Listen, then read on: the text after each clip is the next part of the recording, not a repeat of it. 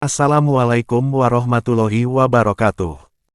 Belakangan kita dihebohkan dari berbagai kalangan, baik yang pro dan kontra, yang mengkritik, dan yang memilih mengambil sikap untuk tidak menyalahkan Profesor Quraisy Shihab dalam menafsiri. Seorang Profesor Quraisy Shihab mengatakan, Islam belum tentu yang benar, bisa jadi agama orang kafir yang benar.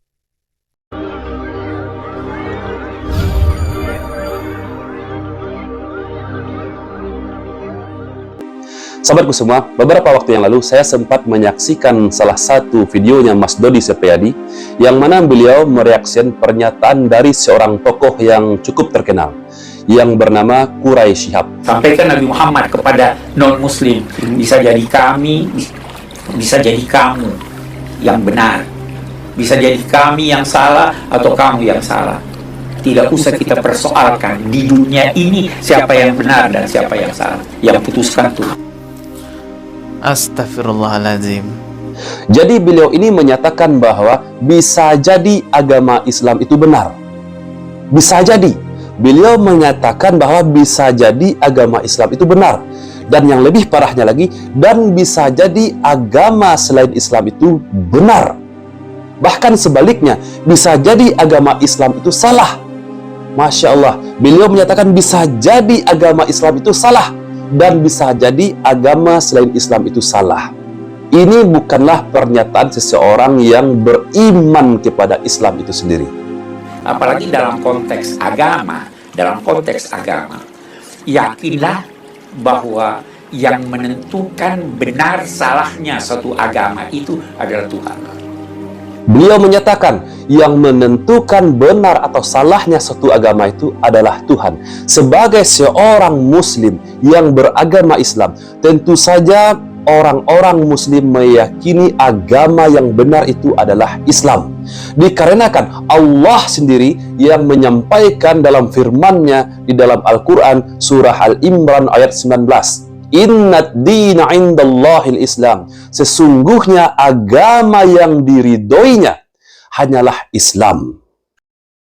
Itu tadi tanggapan orang yang menyalahkan pertanyaan Profesor Quraisy Shihab, yang mengatakan bisa jadi agama Islam yang benar, bisa jadi agama kafir yang benar. Bisa jadi agama Islam yang salah, bisa jadi agama kafir yang salah. Berikut, ada lagi yang memberi tanggapan senada. Apalagi dalam konteks agama, yakinlah bahwa yang menentukan benar salahnya suatu agama itu adalah Tuhan. Dan penentuannya itu di hari kemudian. Inna au iyyakum la'ala hudan au fi dhalalin mubin. Qul, sampaikan Nabi Muhammad kepada non-muslim, bisa jadi kami, bisa jadi kamu yang benar. Bisa jadi kami yang salah atau kamu yang salah. Tidak usah kita persoalkan di dunia ini siapa yang benar dan siapa yang salah. Yang putuskan.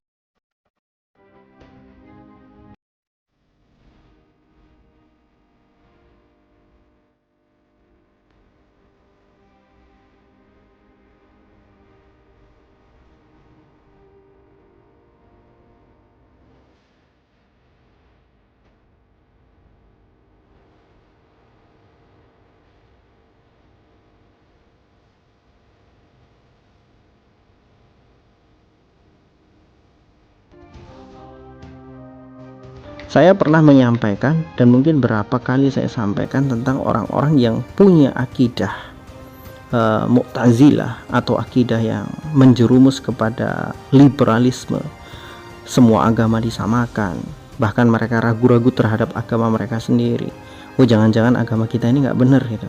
Itu adalah contoh-contoh di mana pemikiran-pemikiran rusak sebetulnya sudah merasuk di mana-mana, terutama universitas, sekolah tinggi, baik institut agama Islam mau negeri mau swasta, universitas Islam mau negeri mau swasta.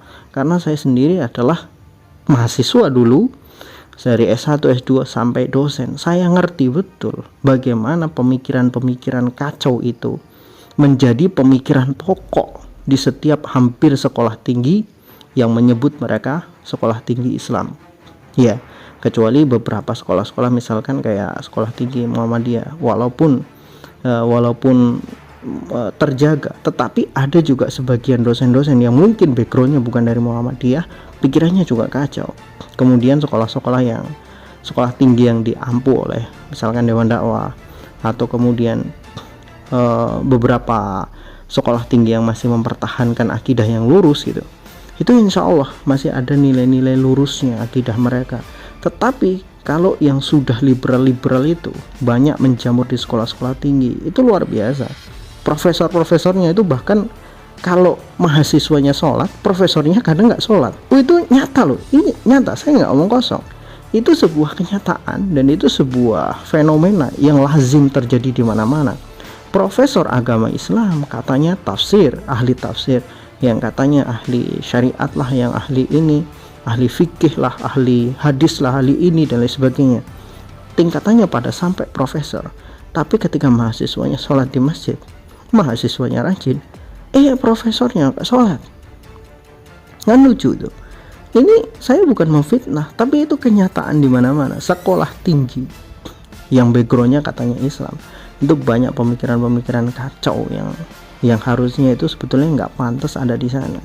Bahkan penelitian-penelitian, saya masih ingat beberapa tahun yang lalu yang sempat menggemparkan itu tentang penelitian seorang dosen yang dia mencapai gelar doktor itu dengan sebuah disertasi sampah gitu kan. Masih kita ingat disertasi sampah yang dia melegalkan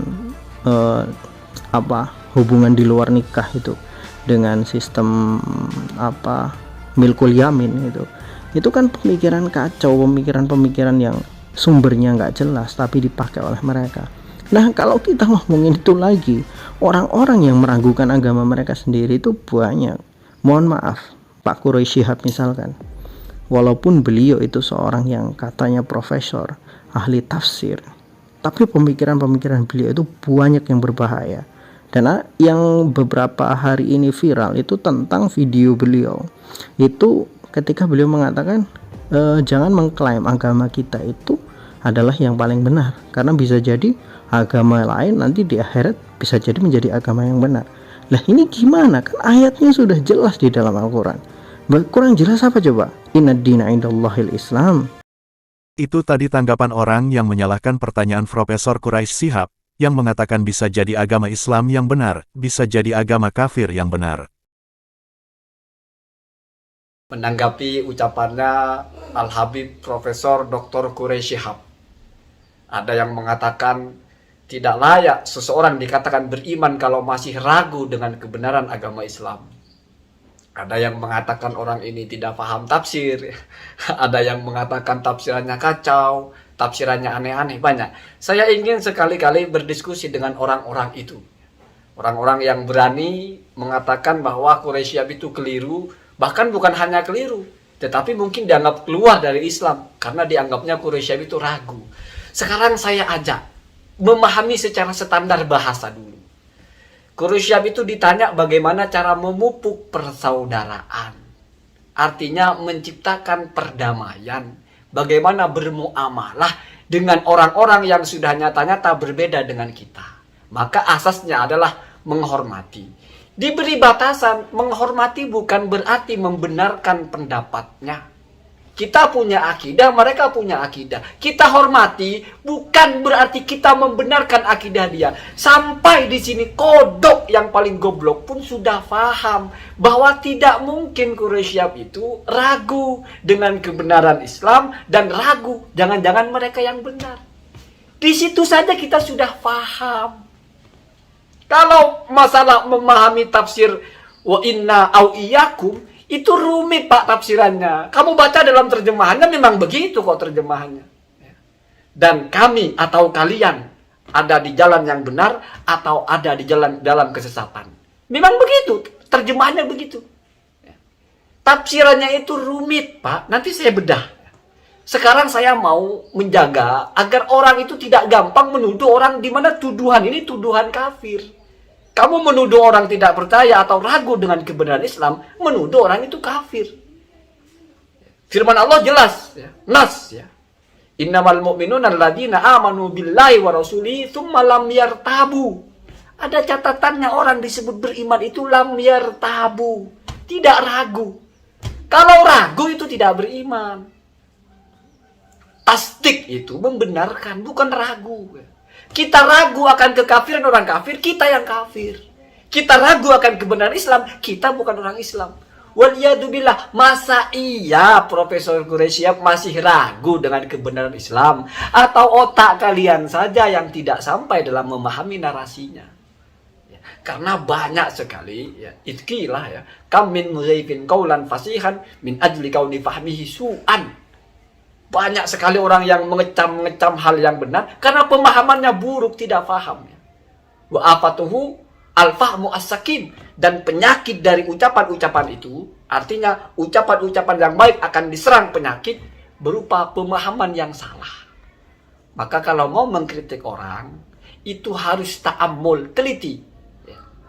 Selalu saya ulang, ya, sabar-sabar ya, nanti akan saya jelaskan. Bahwasanya wa aslil fasada bit ta'ammul.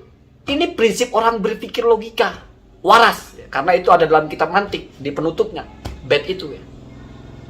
Kamu kalau mau membenarkan sesuatu, ta'ammul dulu. Ta'ammul pertama apa? Pastikan ini salah apa cuma kita yang menganggap salah. Wa in wajadta badihan fala tubaddili. Kalau sekilas saja jangan lalu kamu bilang salah. Perhatikan dulu. Nah, sekarang masuk kepada tafsirannya.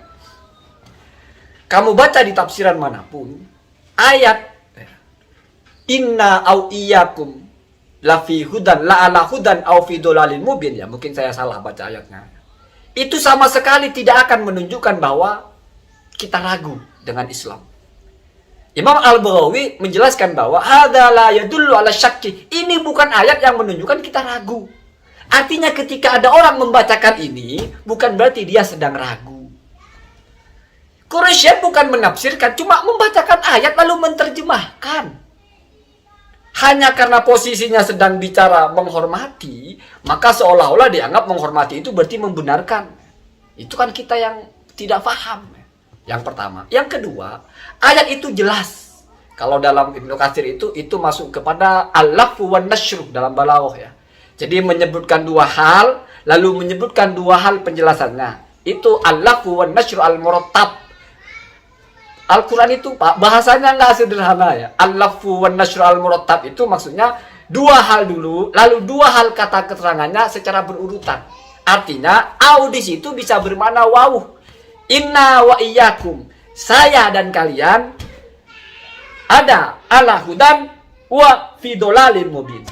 Ada dalam jalan yang benar, berarti kembali kepada kami, dan atau tersesat kembali kepada kalian. Itu ditafsiri begitu bisa. Lalu kenapa ada narasi seperti ini? Apa tujuannya? Baca dalam tafsirnya Wasid At-Tantawi. Itu adalah uslub fihi hikmatun wa talattuf fid dakwah. Itu narasi lemah lembut, narasi bijaksana dalam berdakwah. Sudah berpijak kepada judul awalnya kok. Bagaimana memupuk persaudaraan. Kita ingin semua orang itu masuk agama kita. Diajarkan oleh Allah bagaimana narasinya. Itu Pak ya. Jadi itu adalah uslub al-hikmah. Kalimat-kalimat yang mengandung hikmah. Artinya persuasif.